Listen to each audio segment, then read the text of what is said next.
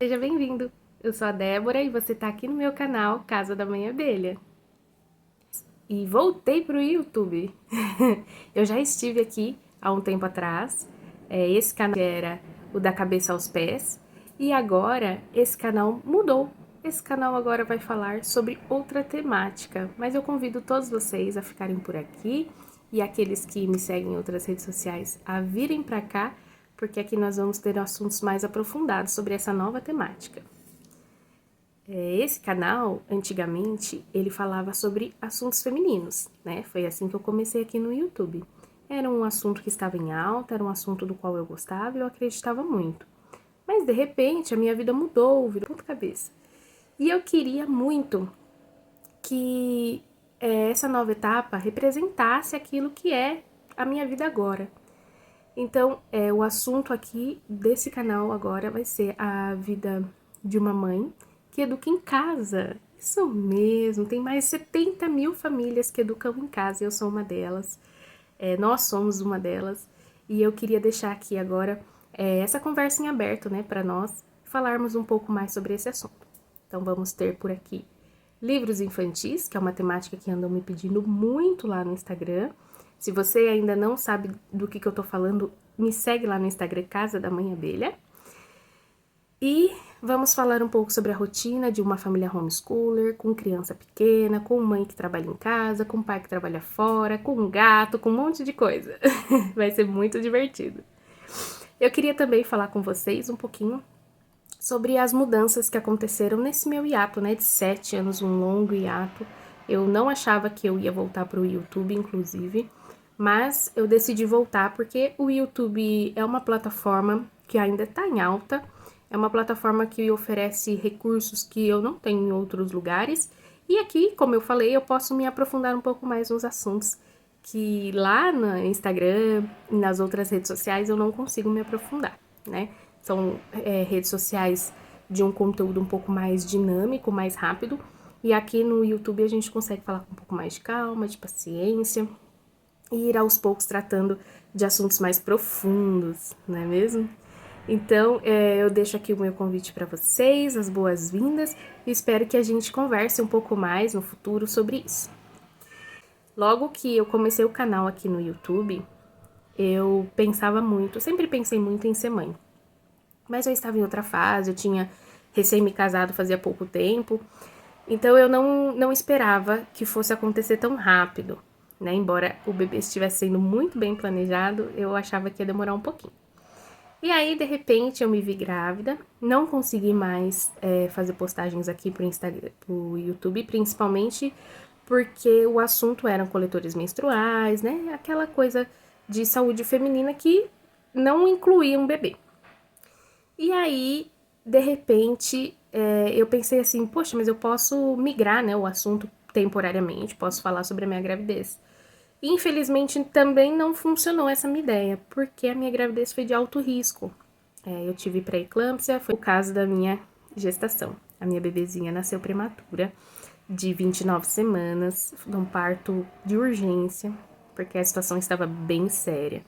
Eu fiquei na UTI, ela ficou na UTI, foram tempos assim difíceis. Eu fiquei completamente imersa na maternidade. Depois que ela saiu do hospital, foi assim, muito bom. Foi só positividade. Mentira, mentira. Não foi. Quem tem filhos recém-nascidos sabe que é sempre um pesadelo. A gente tentando se adaptar à rotina do bebê, o bebê entrando na nossa rotina, a gente tentando criar qualquer rotina. Noites sem dormir. E aí a gente descobriu que a Elis, a minha filhinha, é alérgica à proteína do leite de vaca. Então, e aí eu só pensava assim, mas por que comigo? Eu acho que muita gente, quando passa por dificuldade, fica pensando, por que comigo? Mas o que eu consegui tirar disso hoje, que eu consegui chegar à conclusão hoje, é que todo mundo tem que viver uma história, todo mundo tem que passar por alguma coisa, e essa é a minha história. E eu tenho muito orgulho da minha história, porque foi ela que me trouxe até aqui, né? Esse caminho não foi fácil, foi cheio de obstáculos e pedras e esburacado, mas foi o que me tornou quem eu sou hoje e eu sou muito grata. E pensei, vou pôr na creche, porque creche é para criança socializar, eu quero voltar pro mercado de trabalho, vamos que vamos. Não vamos, não. Aí ele ficou uma semana na creche, teve um problemão na creche, não respeitaram a alergia alimentar dela. Ela tava com 1 ano e 9 meses, ela já sabia se comunicar, mais ou menos, né? Mas ela ainda não sabia o que ela podia e o que ela não podia comer, né? 1 ano e 9 meses é muito novinha. Ela ficou uma semana lá em adaptação, não conseguia se adaptar. E quando ela voltou, na semana seguinte, logo na segunda-feira, eu já percebi que ela não estava bem. As reações da Elis são tardias, né? Porque ela é IgE não mediado. Não IgE mediado. E ela só foi ter reações assim depois. Então apareceu uma assadura que virou bolha de água e carne viva.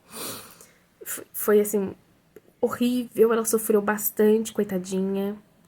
E nessa segunda-feira da segunda semana que estava se iniciando, ela ficou com muita falta de ar, eu precisei ir com ela pro serviço de saúde. Lá no serviço de saúde, a médica constatou, falou, olha, ela tá em crise alérgica, ela vai ficar aqui em observação um tempo. E ela ficou em observação. Ela saiu da creche mais ou menos umas 10 horas, quando era meio-dia, ela já estava em observação no pronto-atendimento infantil. E quando deu 4 horas da tarde, a gente foi liberada, que a saturação dela já estava melhorando, mas ia ter que fazer tratamento por pelo menos 15 dias para se restabelecer. E eu resolvi voltar na creche e ver o que tinha acontecido. E aí, quando eu cheguei na creche, eu constatei que ninguém tinha respeitado a restrição alimentar dela, tudo que ela comia tinha leite, e foi uma decepção muito grande, porque me garantiram que ela ia estar segura e ela não ficou. E eu fiquei com medo de pôr ela de novo, fiquei com medo de ela ficar atrasada em alguma coisa, em algum desenvolvimento, e pensei, bom, eu vou me virando com o que eu tenho em casa, do jeito que eu puder, e conforme ela for crescendo, que ela já souber mais ou menos como que é a alergia, como se proteger, né, e como ficar bem, eu ponho de novo. E eu percebi que eu gostava disso. Eu percebi que dava certo, eu percebi que a gente tava indo bem. E resolvi não colocar. Quando ela fez 4 anos, 3 anos e meio, a gente resolveu fazer um teste. Eu li bastante, ouvi falar sobre o homeschooling, né, que é a educação domiciliar, e eu descobri que tinha como os pais ensinarem os filhos em casa, e era uma coisa que eu já estava fazendo. E eu falei pro meu esposo, olha, eu ainda não sei direito como funciona, eu ainda não sei como é, mas alguma coisa me diz que é por esse caminho que a gente tem que ir. E eu não tenho todas as respostas, mas eu quero fazer um teste de 6 meses. Se quando ela fizer 4 anos, eu achar que nós temos uma rotina boa, que nós estamos indo bem, que ela tá evoluindo, que tá dando certo, aí a gente continua. Se a gente perceber que não deu certo, a gente matricula, porque 4 anos é a idade, aqui no nosso estado, pelo menos obrigatória para educação. E foi 6 meses de teste, 6 meses de aprendizado, 6 meses de muita coisa boa. Foram 6 meses incríveis que mostraram e confirmaram, cimentaram essa certeza na nossa mente, no nosso coração, de que a gente precisava ensinar a nossa filha em casa. E aí, quando eu tava pronta para começar, a minha mãe ficou doente. Ela descobriu um tumor, foi uma coisa muito séria, muito triste. E ela não tinha como se tratar, os médicos negaram o tratamento. Eu ficava às voltas com ela no hospital, eu e os meus irmãos. E a Elis ficou por conta de terceiros, né? Eu tive que ter ajuda de amigos, de parentes, de vizinhos, de pessoas bem intencionadas, às quais eu sou muito grata. E uma semana antes da Elis fazer 4 anos, a minha mãe faleceu, infelizmente. Foi uma perda irreparável, foi uma coisa muito difícil para mim. Mas eu já estava com tudo pronto e eu pensei, eu não posso me deixar abalar. E mesmo vivendo meu luto, mesmo sofrendo, mesmo tentando entender tudo o que tinha acontecido, eu pensei, eu vou continuar, porque eu já tô com planejamento, já tenho material, já tá tudo pronto. E nós começamos. de uma forma leve, calma, de uma forma orgânica. E depois de lá nós não paramos mais.